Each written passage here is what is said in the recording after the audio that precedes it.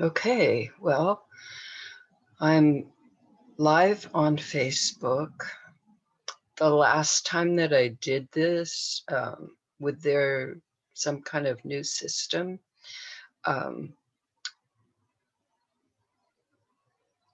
it would echo my voice. So I would be speaking and then I would hear it. I didn't know how that would work in terms of anyone else. It sure didn't work for me. So I stopped it after a minute this time. It says that I'm live and I'm not clicking on the button they have to show me. So I'm not hearing anything there. It says I'm live here, says I'm live there. So that could be. Okay, so we'll start out today with the little introductory slideshow in case there's someone here who does not know what the one rule is, because that is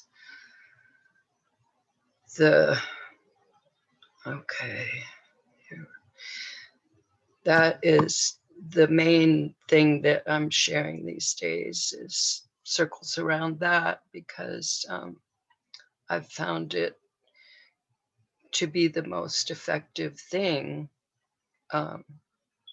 And it's pretty much what I did for many, many years. I just didn't have it named and focused the way the one rule is. There is a little circle going saying that it's pulling that up, but it's not up yet. There. Welcome to Raising Happy Kids Zoom show, episode 42. Raising Happy Kids with the One Rule. During this 1-hour Zoom show, I focus on sharing tips and lessons on the one rule to raising happy kids. Each episode has at least one example of the one rule in action, demonstrating how it helps you raise a happy child. Then if there are guests, we have Q&A and discussion. I'm going to change that slide. When I talk about raising happy kids or creating harmony with kids, I bring up the one rule. Oh my goodness, folks. I'm going to continue on with, oh dear. I didn't,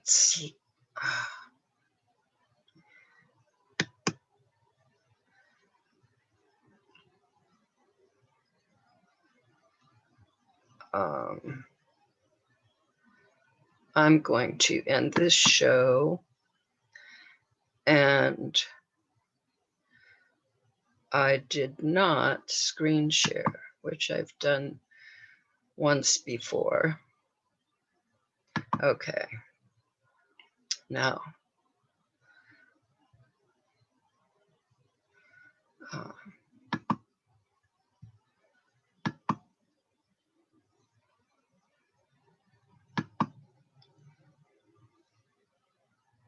okay. I'm just going to continue on from where I was. All right. When I talk about raising happy kids or creating harmony with kids, I bring up the one rule. The one rule equals agreement. Agreement equals harmony. Using the one rule means you find agreement. That's the rule. You find a solution that everyone likes. You've found agreement. You've found harmony. Knowing and following the one rule is all you really need to create harmony between you and your kids. In any situation where there are differences, that might lead to conflict between you and your kids. Use the one rule. I learned this strategy from 3-year-old children. I was teaching them a complex conflict resolution strategy, actually intended for adults, and they taught me this. So don't think you're in for a rough time. It's simple, it's easy, it's powerful and effective. It works if you use it. I am glad you're here.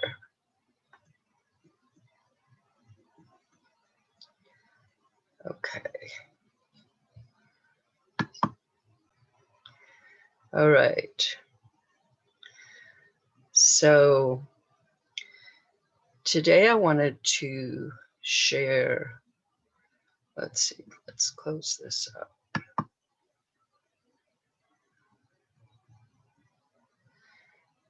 All right. Today I wanted to share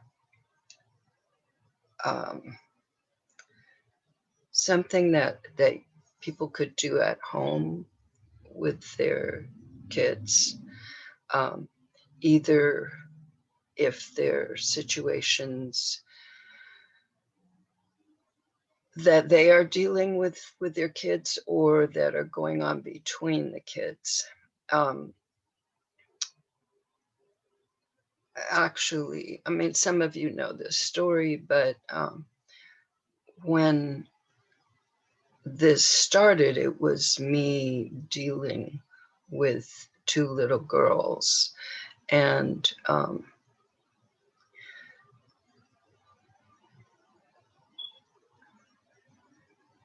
so anyway, if you end up signing up for on my new website, which is just about to go live, if you end up signing up, you'll get all this stuff. So because the reason that you will get all this stuff is because for signing up, I am giving you my latest book, which includes the training for the one rule.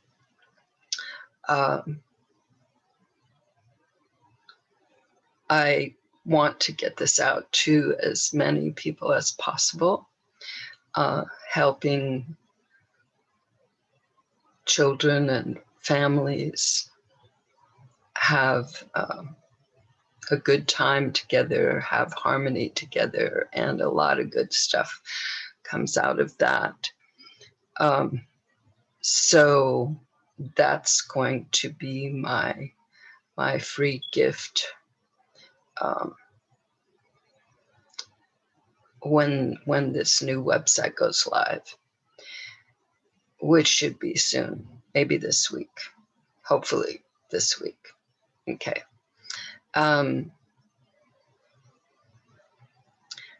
Anyway, in that is the story. One of the things is the story of how this came about. It's the one rule. And the first, when I really learned it from the children, and it just took me a lot of years to figure it out. Anyway, so this is one thing. It's been in my mind for quite some time. And I did share it sort of on one of the shows. I made a slideshow of it. But today I'm going to share it this way. And maybe we'll do another screen share. Actually, I think we will before yeah, we're gonna do another screen share. Let's see.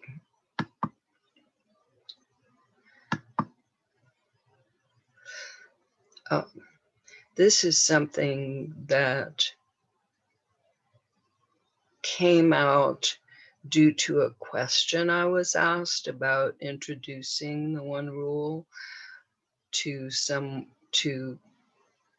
people.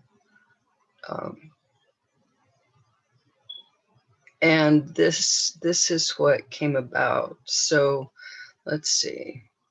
Okay. Gotta get back to my screen share.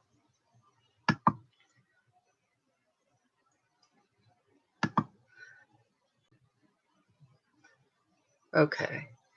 Now this actually, I have made this a part of the book, so you'll get this, but we're going to go over it and then go on to what I was going to share, what I am going to share about sort of like a game you can play.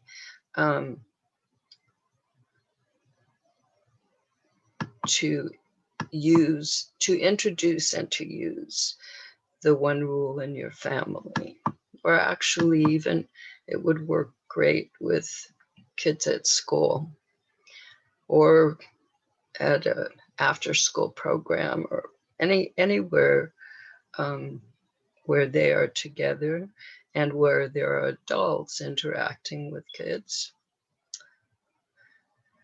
And kids, once they learn this, they use it.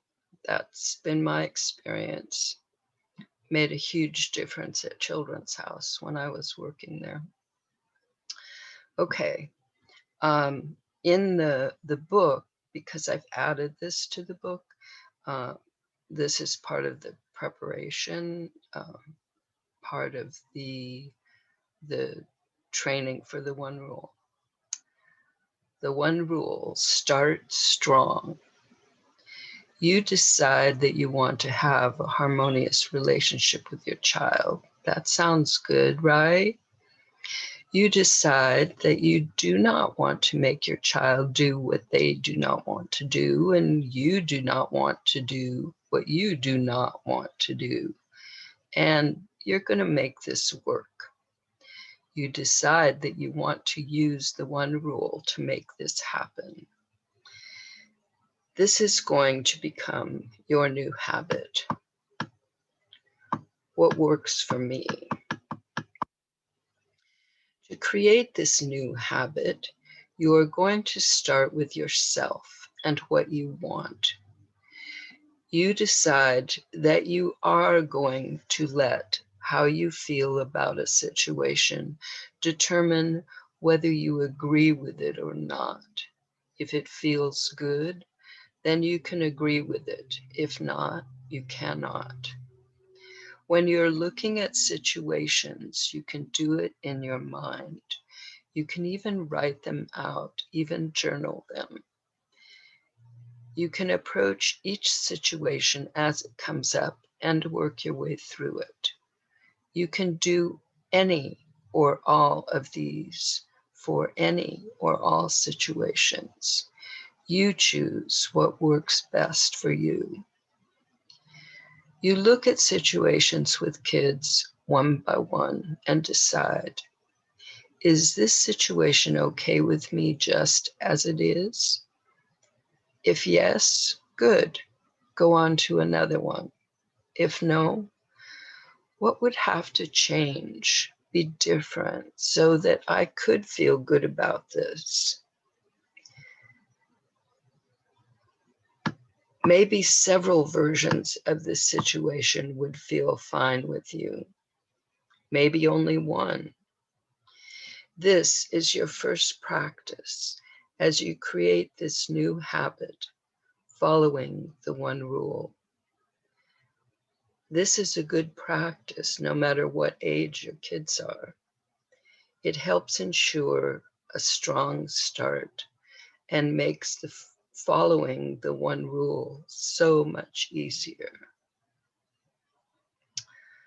Okay.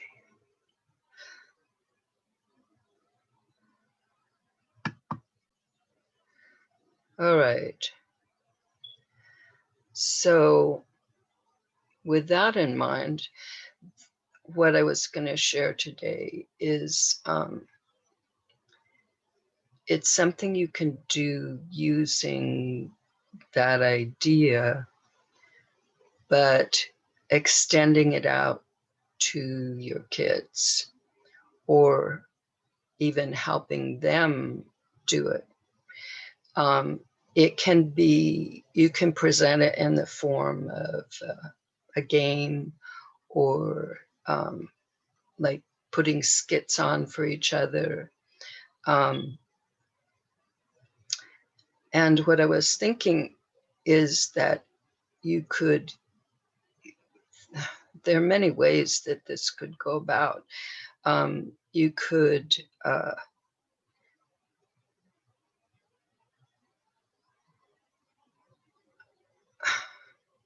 either deal with a situation that is common in the family, like maybe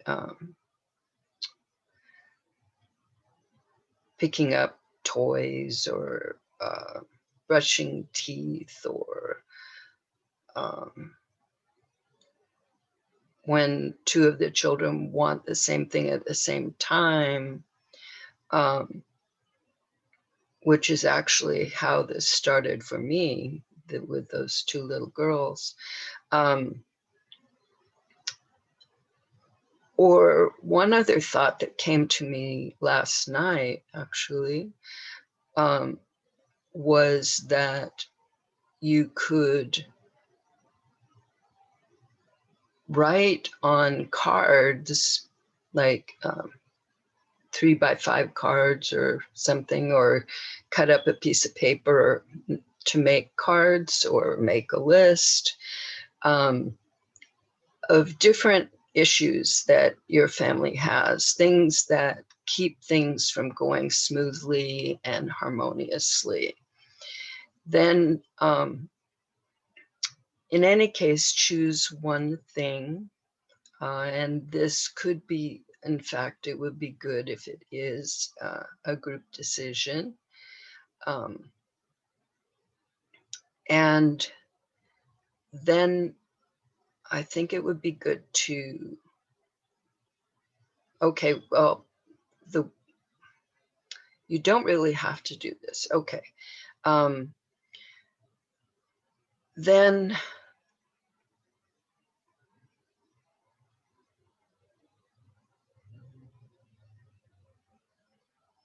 okay, you've chosen an issue. Then you could do it as a group, coming up with one or more solutions that everybody agrees to. That's the thing of this, is to practice getting into the habit. As I was speaking earlier, or actually reading, speaking earlier about making this a habit. So this is another thing that can help make this a habit in your family. The other was personal, doing it yourself.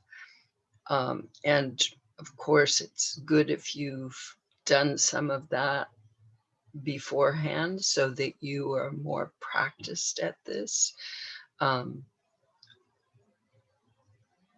Or maybe it is a practice of yours and you just want to make sure that your children know how to do this, that it's clear to them, because once they do, that's how things go. Things go smoothly. Their first thought will be finding harmony in situations where it looks like they're headed toward conflict. So, okay, in this, you've chosen the area that you want to work on. Depends on your family, like if you have a lot of children, or if they have friends visiting, which could be happening these days. You might break up into little teams, if it's just you and your child, or the parents and one or two children, you might work together as a team, or split into two teams, and see what solutions you could come up with. And the idea of this is to act them out. To you don't have to, of course, you can just share verbally, but if you want to, it's even more powerful, gets into you more, to act them out, either as the group together, you're just doing it, or if you have enough people to break into teams, then you can do it for each other. And there may be many other ways that you can think of to get this very enjoyable practice into practice. So that's one of the main things I wanted to share with you today. Let's see. I was going to, I'm not sharing this on the screen, but many years ago, I had a newspaper column, and for about a year. And every week, someone in the community where I lived in Northern California would ask me a question. In those days,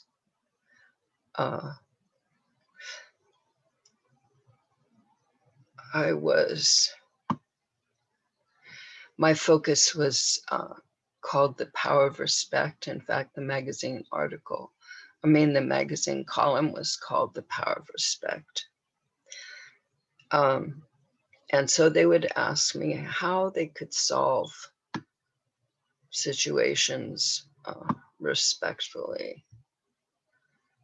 And I would answer them in the newspaper. So I was thinking today, right now I was just looking through one of the magazines. I was thinking today of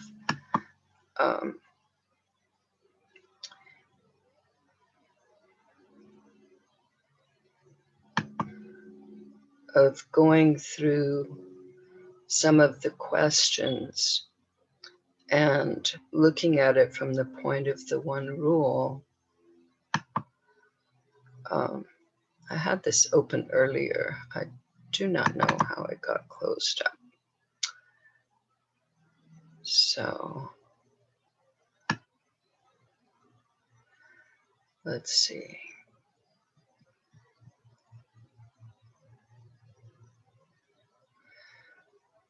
I'm checking.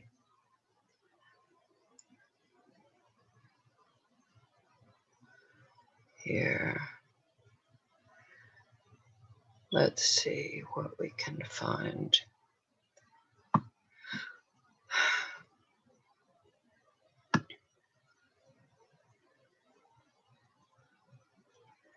Okay.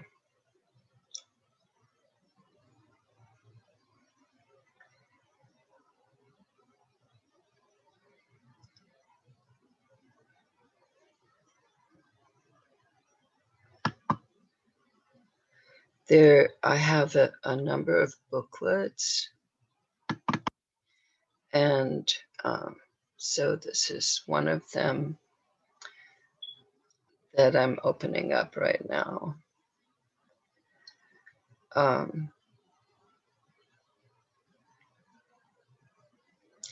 Actually, now that I'm thinking of it,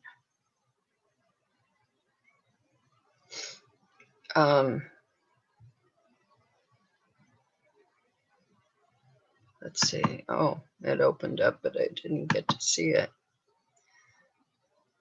Okay.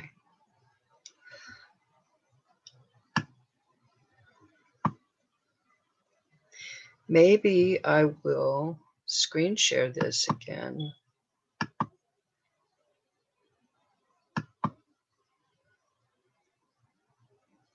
Okay.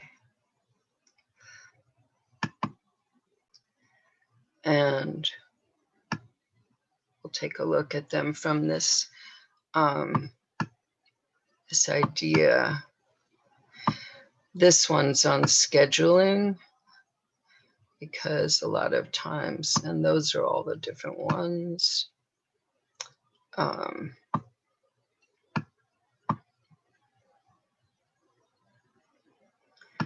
Because I realized that in these, in fact, maybe I'll read this first one. Some of you may be able to relate to this. When my child goes off for a day or two to spend the night at his friends, he seems to come back home with a "don't bother me" attitude. He doesn't want to clean up his room or do any chores. He blames me for bugging him when he gets home. How can I integrate him back at home in a harmonious way? See, even in those days, people knew what I was sharing better than I did. I also have divorced friends who have similar problems with their children after they have been with the other parent. Your behavior can make it easier or harder for your son to integrate himself back into the routines and flow of family life. You can help him by being welcoming, understanding, and compassionate, or you can hinder him by being impatient, demanding, or complaining, judgmental, or critical. In any case, he is the one who has to reintegrate into the home. You have to reintegrate yourself with him, taking him and his needs into account, which you have not had to do while he was gone. If he does not want to be bothered when he returns home, don't bother him. Let him choose his own time to begin to participate. Sometimes it is hard to shift behavior from one environment to another. The people in each place have different expectations and responses. Now, the one thing that I see here that would be different with the one rule is where I say don't bother him. Well, I still think that might be a good thing, but it would be important to find a time. And I'm sure I go into this because you are important in this too, and what you need and want is important. And finding harmony between the two of you, finding agreement. And hopefully that's what I go into, but I just felt the need to bring it up at this point because here I'm putting a lot of focus on the boy and it needs to be on both people.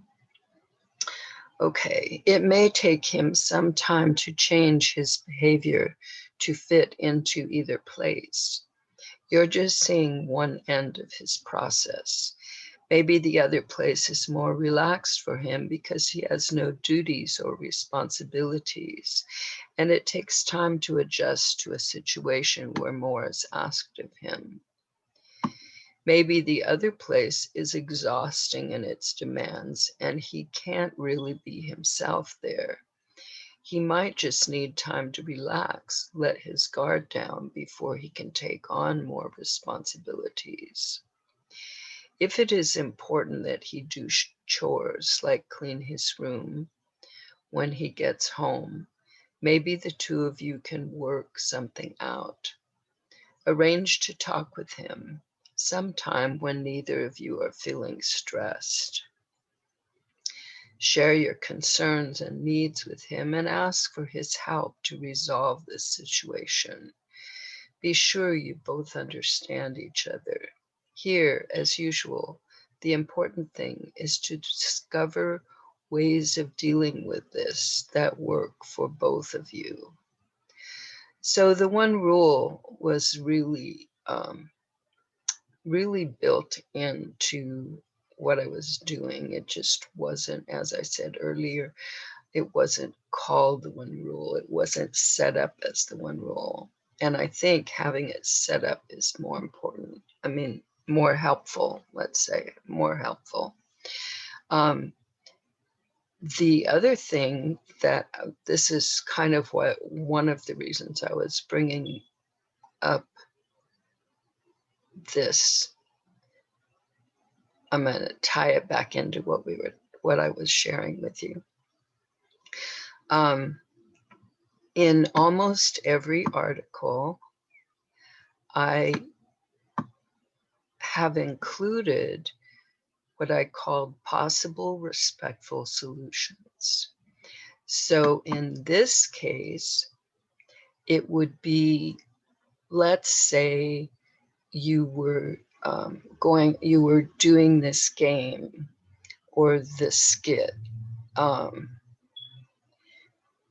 and let's say there were two groups in the family, that you could break into two groups. And this was the issue that everyone agreed was something they wanted to clear up and get clear. So it could, these possible respectful solutions are possible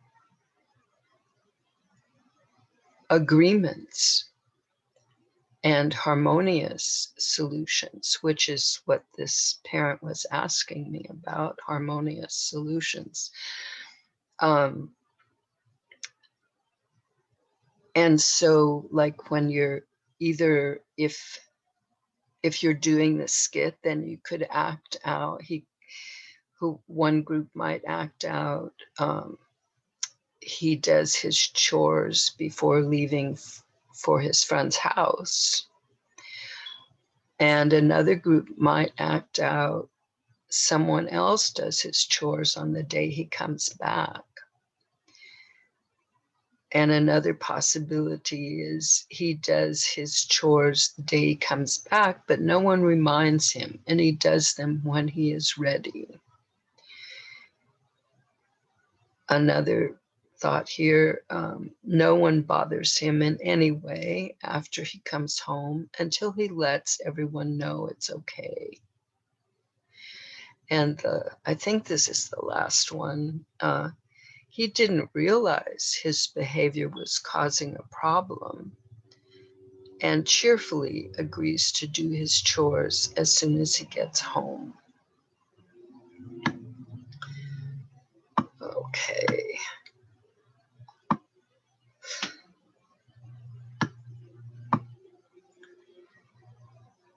Another situation, which I know comes up in people's lives is problems about bedtimes. The parents want the child to go to bed at a certain time, and the child doesn't want to, so there's the problem. The conflict, the differences, that's actually just differences that can lead to conflict or can lead to finding a harmonious solution.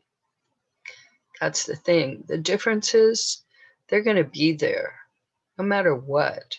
I mean, if you think of it, we each have a different point of view, just physically. Physically, when I look at something, it's going to be different than anybody else looking at it because they aren't in my body at my exact point where my viewpoint is. They are not there. They're maybe next to me or very often opposite me, but whatever it is, we're experiencing differences. Now, those differences can lead to conflict. I won't say anything more about it, but they can lead to conflict, or they can lead to finding a harmonious solution, something agreeable to everyone involved. And it's been my experience that when people are looking for what is agreeable to everyone involved, they find it. That's been my experience. They find it. Because of that, I believe that it always exists, that option, and there could be many, as kind of was mentioned in that last article or whatever. There could be a number of things that would be agreeable to everyone, but at least there's one. That is my belief. Sometimes it seems hard to find, but I think, and what I've noticed with children, they find it easily, very easily, fast. And often things that didn't occur to me or couldn't even have occurred to me when they're finding harmony between themselves. So here's another scheduling thing. My daughter never wants to go to bed at her bedtime. She always stalls. Just one more. I know. I know about that. Do you have any suggestions to help her, to help get her to bed on time? Okay, here's the answer I gave. We'll see how this goes. Ask her for help. Sometime when you are both in a good mood and don't have anything stressful going on, tell her that you have a problem and that you need her help to solve it. Since it is something that bothers you, it is your problem and not hers, unless you make it a problem for her. Tell her that you want or need her to go to bed at her bedtime without always having to do one more thing, but that you don't want to force her to do something that she doesn't want to do. Explain the honest reasons that you want her to go to bed at the time that has been set for her bedtime. If you're not really clear on all the important reasons why that time has been chosen, you might think this out before you have the meeting. Make sure she understands your reasons for wanting her in bed at a certain time. Ask her if she has reasons for not wanting to go to bed at her bedtime. She may have important reasons for her behavior. The critical thing here is that you both understand clearly what the other person needs and why. Take the time to clarify. So you think, and say whatever that is. Do you understand what I mean when, and say whatever that is. Also, remember that her parents are models for appropriate human behavior. Do you go to bed at the same time she is expected to? Do you usually stay up late? Children naturally balk at the double standard that this culture imposes on adults and children. They try to model their behavior on the behavior of their loved parents or their loved older brother. Just for information, not all cultures have bedtimes for kids. Tell her that you would like her help to work out something about bedtime that agrees with her and agrees with you.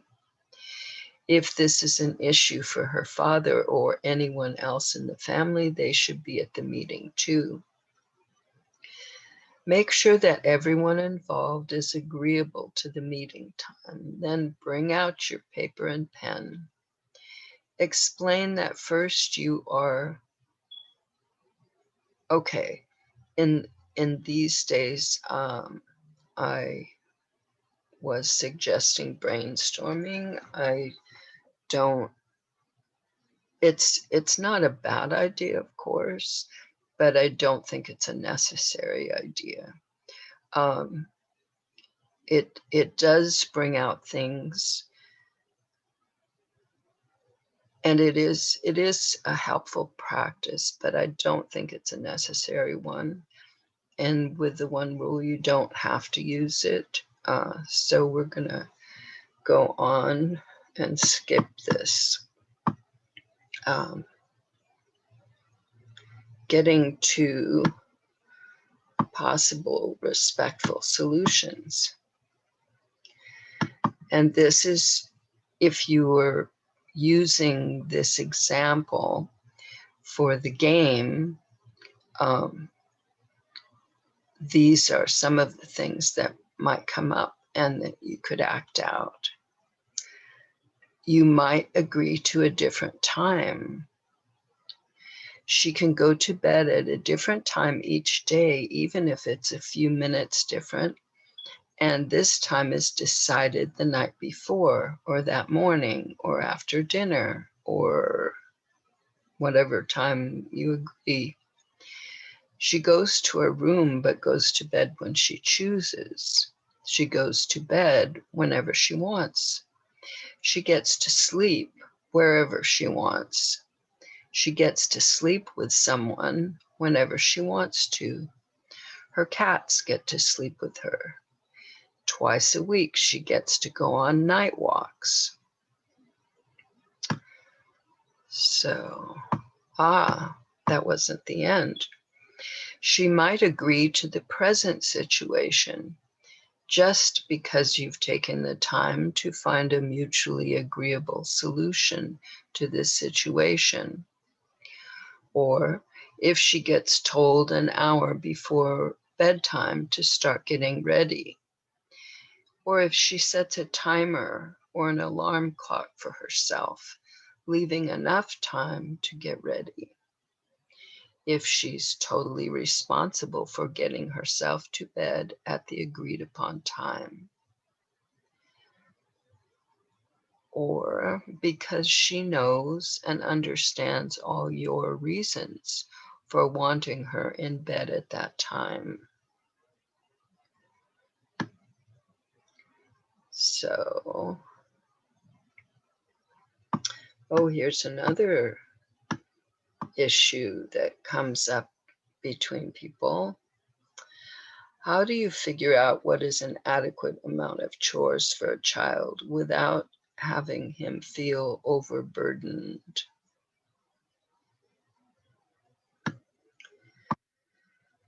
People are more likely to work willingly if the tasks are ones they have chosen.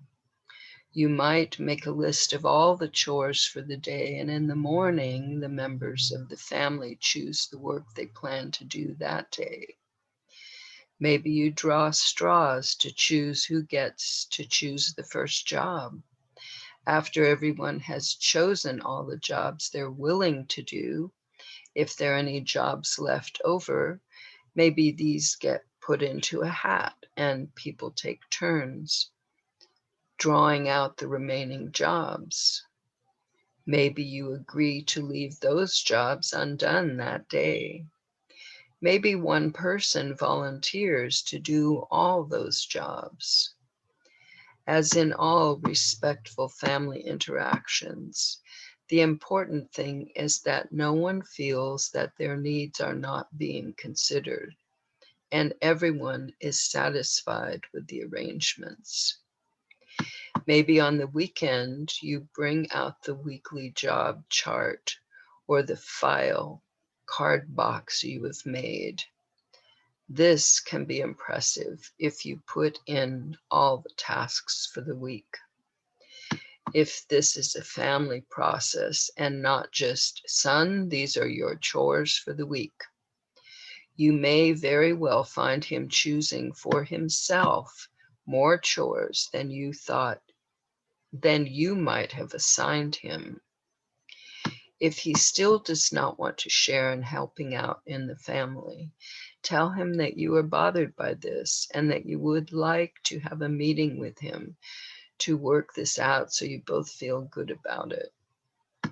Arrange the meeting at a time which works for both of you. Make sure he understands that you both have to feel good about anything you decide at this meeting. If one of you doesn't like the idea, it won't be done. And there was still brainstorming, negotiating. Now, negotiating is definitely something that could happen with the one rule.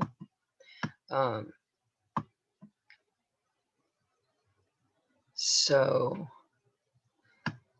this is quite interesting to me. I haven't looked at these books for a long time, but I just thought of something that I wanted to share with you,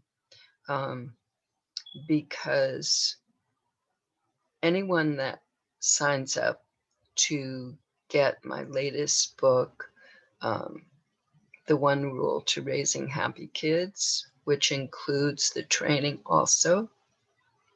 It's a 12-lesson training. And the book is like under 100 pages altogether, including the training. So it's not a long read. And actually, I went through my two major books, and I took out anything that I felt would be helpful for, not took out, but I included in the new book anything that I thought would be helpful from those books and just focused it on the one rule. So, okay, so what I was going to tell you is that if you sign up, and it's not set up yet to do this, but as I say, it will be done soon. If you sign up to get this book, you are also going to have the opportunity to sign up for the member site at an extremely discounted price. So Anyway, let's see what this next question is about. There might be people that can relate to this. My husband works all day. I take care of our baby all day. When he gets home, I'm really ready for a break. I need him to take a turn with the baby, but he's tired too. What can we do so that all our needs get met? When you sit down to work things out, you can be more successful if you both picture yourselves as sitting on the same side of the negotiating table, facing the same direction, the direction of a mutually satisfying solution. I learned that idea from my mother.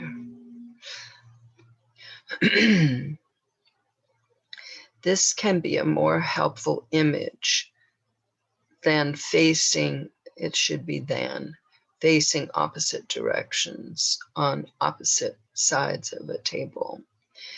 The same process of discussion. Okay, they can use the one rule here.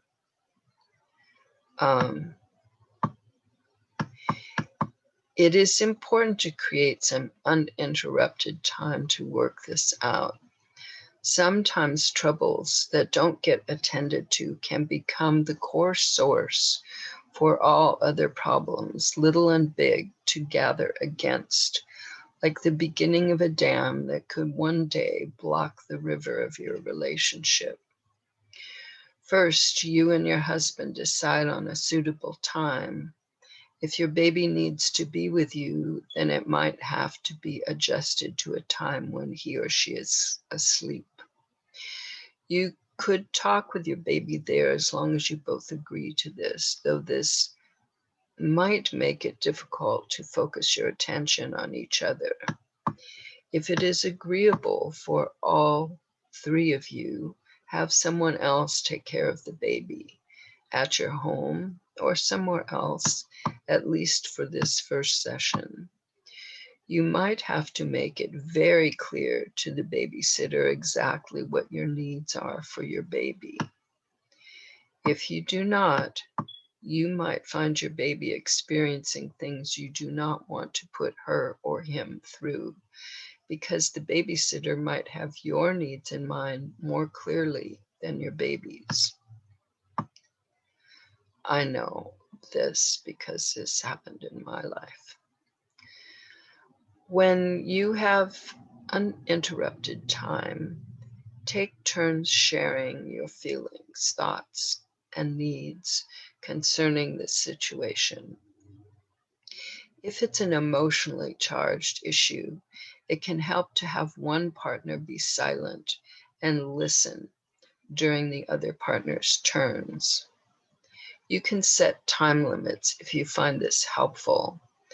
It can also help if, after one partner's turn, the other partner does his or her best to say in his or her own words what he or she just heard. Then one partner can correct the other if necessary. This can help keep misunderstandings to a minimum. Once you understand each other, well, I guess brainstorming was very much a part of what I did in those days. But as I said, I don't think it's essential.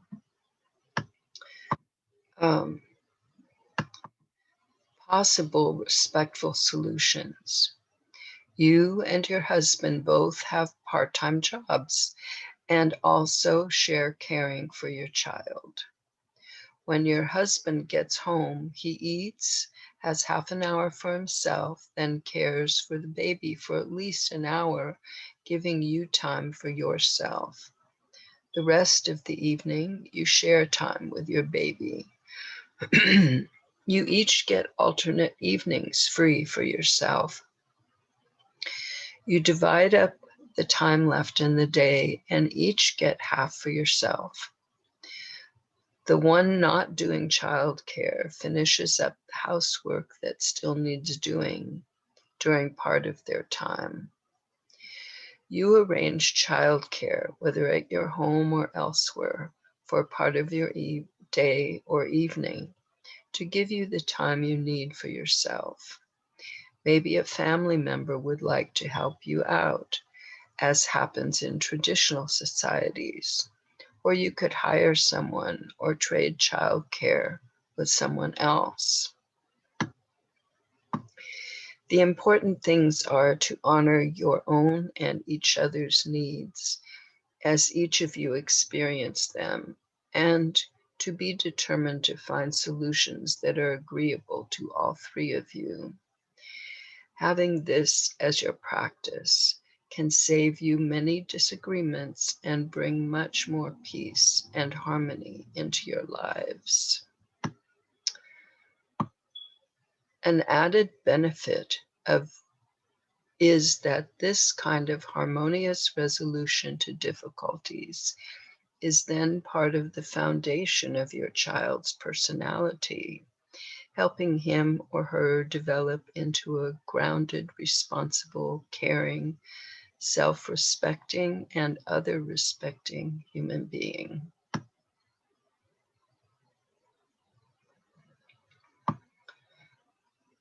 Okay, this last one, we're not going to have time for today anyway.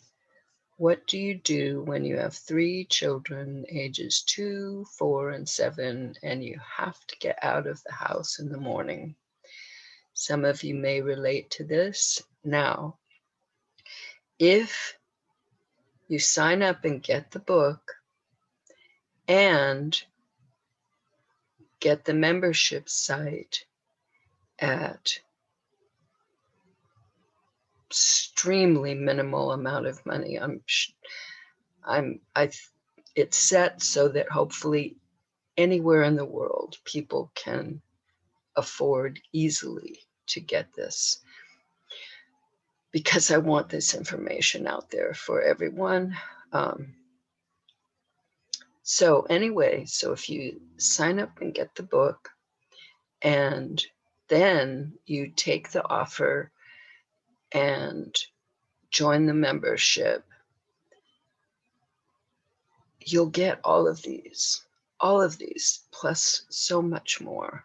All the original books, videos, trainings, the trainings from those days and these days. Well, that you'll get in the book that you sign up for. Okay. Now I'm going to stop the screen share. I wish you a great week and see you next time.